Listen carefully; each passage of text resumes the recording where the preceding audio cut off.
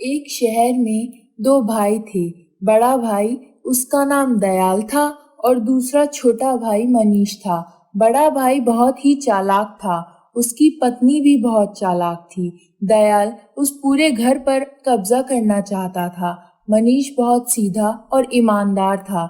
उसकी पत्नी भी ईमानदार और सीधी थी।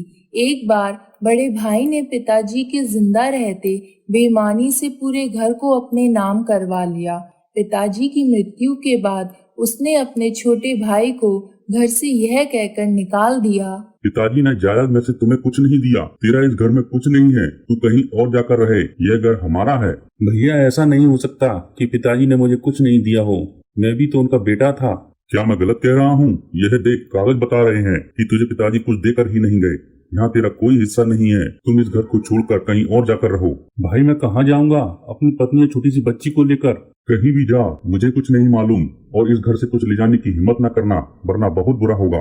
मनीष अपनी पत्नी और बेटी को लेकर चला गया। उसके पास ज्यादा पैसे ना थे। वह शहर के बाहर एक झोपड़ी में रहने लगा और मजदूरी करके अपनी पत्नी, बेटी और अपना पेट भरता था। कभी कभी मजदूरी भी नहीं मिलती थी, जिस कारण पूरा परिवार भूखा रहता था।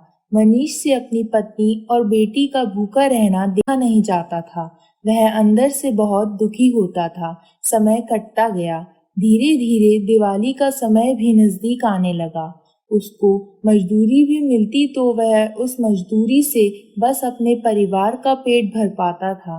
बेटी और पत्नी यह सब देखते और समझते थे। उनके घर के पास एक मंदिर था।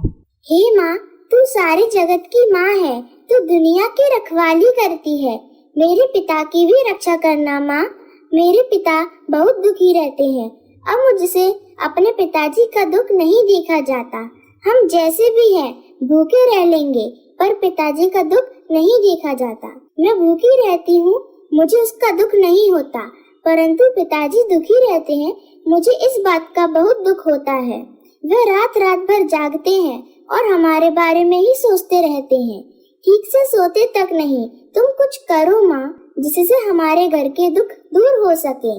मैं आपके आगे हाथ जोड़कर प्रार्थना करती हूँ माँ। मेरे पिताजी को कुछ भी हो गया तो मैं आपको कभी माफ नहीं करूँगी और ना ही कभी आपकी पूजा करूँगी। यह कहकर बेटी चली जाती है। उसी शाम उसके पिताजी घर लौटते हैं। बेटी को लगता है आज हम भूखे नहीं सोएंगे। अरे ओझल की माँ, आज घर में जो थोड़े से चावल रखे हैं उन्हीं को पका लो। आप दोनों मिलकर खा लो, मुझे भूख नहीं है। बेटी और पत्नी समझ जाते हैं कि आज इनको मजदूरी नहीं मिली, इसलिए ऐसा बोल रहे हैं। वह थोड़े से चावल बनाकर तीनों मिलकर खा लेते हैं और सो जाते हैं।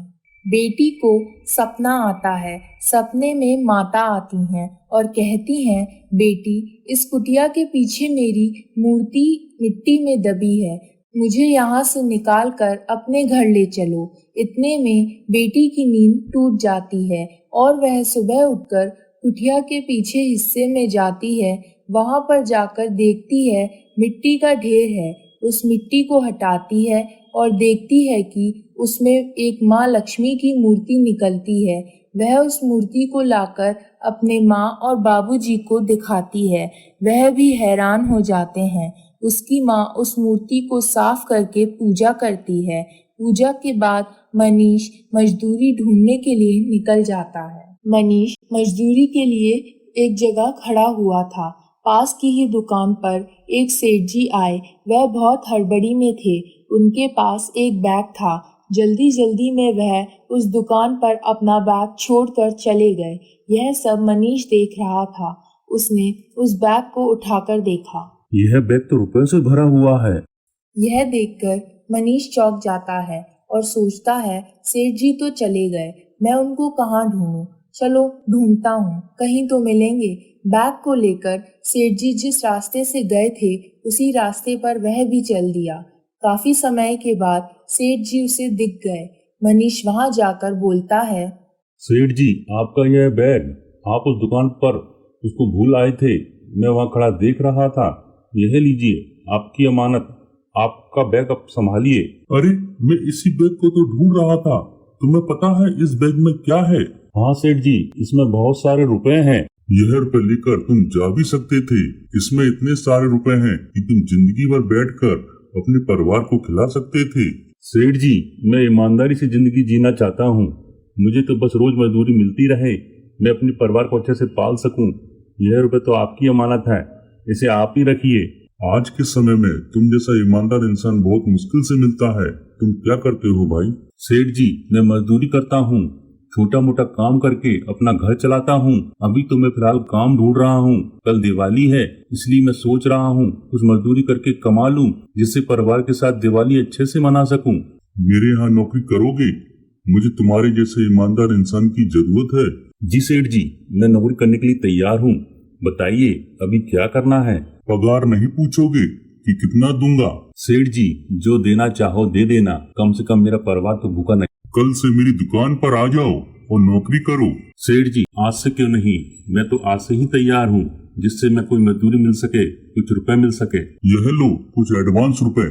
तुमने रुपए से भरा बैग मुझे जो लौटाया है, यह उसका इनाम समझो और घर जाओ, कुछ खरीदारी करके ले जाओ। फिर कल से मेरे पास आओ, जिससे तुम्हारे बच्चों की दिवाली अच्छे से मन सके। जाओ भाई, जल्दी जाओ। मनीष खुशी खुशी बाजार से कुछ खरीद कर कपड़े मिठाई लेकर के घर पहुंचता है। यह सब देखकर बेटी और पत्नी अचंभे में पड़ जाते हैं। यह सब कहाँ से लेकर आए? इतना सारा रुपया आपके पास कहाँ से आया? मनीष ने पूरी कहानी सुनाई। कुछ दिन बाद मनीष को मालूम पड़ता है कि उसका बड़ा भाई, जिसने उसके साथ बेईमानी की थी, वह बर्बाद हो चुका है। उसका सारा कारोबार जलकर खाक हो चुका है और वह काफी बीमार पड़ा हुआ है। मनीष बड़े भाई से मिलने उसके घर पहुंचता है। सेठ जी उसकी ईमानदारी और मेहनत से खुश होते और उसकी पगार बढ़ाते जाते। धीरे धीरे कर उसने एक छोटा सा घर ले लिया और उसका परिवार हंसी खुशी से रहने लगा। उनके साथ उनकी माँ का आशीर्वाद बना रहता था। भाई, यह सब क्या हो? भाई मुझे माफ कर दे, यह सब मेरे कर्मों की सजा मुझे मिल रही है। मैंने तेरे साथ बेईमानी की है। मैंने धोखे से पिताजी की पूरी जायदाद के कागज अपने साइन करवा लिए थे। मैं चाहता था कि तू इस घर से जाए और मुझे पूरा घर दे जाए। मुझे माफ कर दे भाई, यह मेरे कर्मों का दंड है जो आज मैं भुगत रहा हूँ। इस कहानी से हमको यह शिक्षा मिलती है कि जैसा करोगे वैसा भरोगे। इसलिए कभी किसी के साथ बुरा नहीं करना चाहिए, न किसी के साथ बेईमानी करनी चाहिए। हमेशा मेहनत और ईमानदारी से ही पैसा कमाना चाहिए।